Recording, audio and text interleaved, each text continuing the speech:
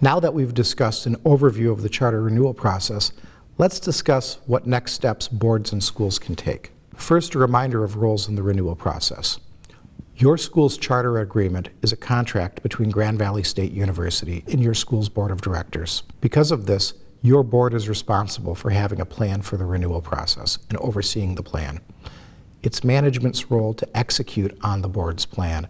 The charter school's office's role will be to evaluate past performance, assess future capacity, and make recommendations to the Grand Valley State University Board of Trustees to consider. First, some advice for boards as they plan for renewal. It's important that each board going through the renewal process has a renewal plan in place. This plan should ensure that the board understands the progress that the school is making towards its educational goals, its school's organizational soundness, and its school's fiscal viability.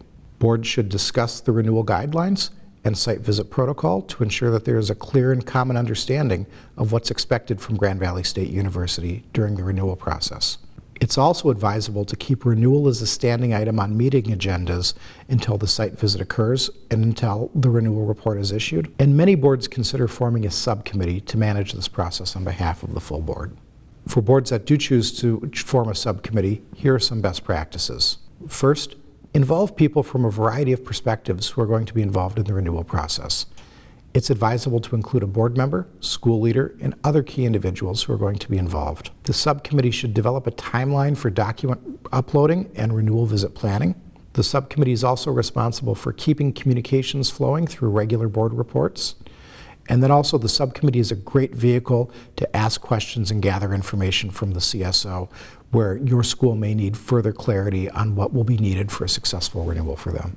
While it's the board's responsibility to develop a renewal plan, it's the school's responsibility to execute on that plan. Toward that end, some best practices are that school management should understand and communicate with the board on its progress in fulfilling this plan. School management should know who's responsible for specific tasks and keep the process moving forward.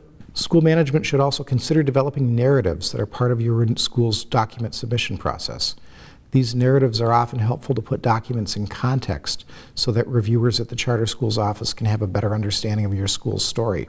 And then very importantly, it's important that your management prepare for the day of the site renewal visit itself. Some best practices for a successful site visit are, first, prepare your building and ensure that teachers, staff, and students are ready to receive guests. Nobody likes to be surprised. It's important that everybody is calm and comfortable during a renewal visit. Also, please set aside one room in your school for the CSO to use as home base. There will often be times where our team is meeting before or after to debrief or need an opportunity to talk to school leadership. Having one designated place makes it a lot easier and a lot less disruptive for your school. If your school is part of a network or as a management organization, do ask somebody from that network or management organization to be present the day of the renewal. It's helpful to have another adult on site who can deal with student issues, staff issues, or other things that may arise as day-to-day school leadership is focused on ensuring a successful renewal visit. And then lastly, use the renewal site visit protocols to guide practice classroom observations and mock focus groups prior to the day of the renewal visit. Again, nobody likes to be surprised, and it's important that all participants in the renewal process feel prepared and comfortable. The renewal site visit protocols will help them do so. Thank you for taking the time to start preparing for your renewal process.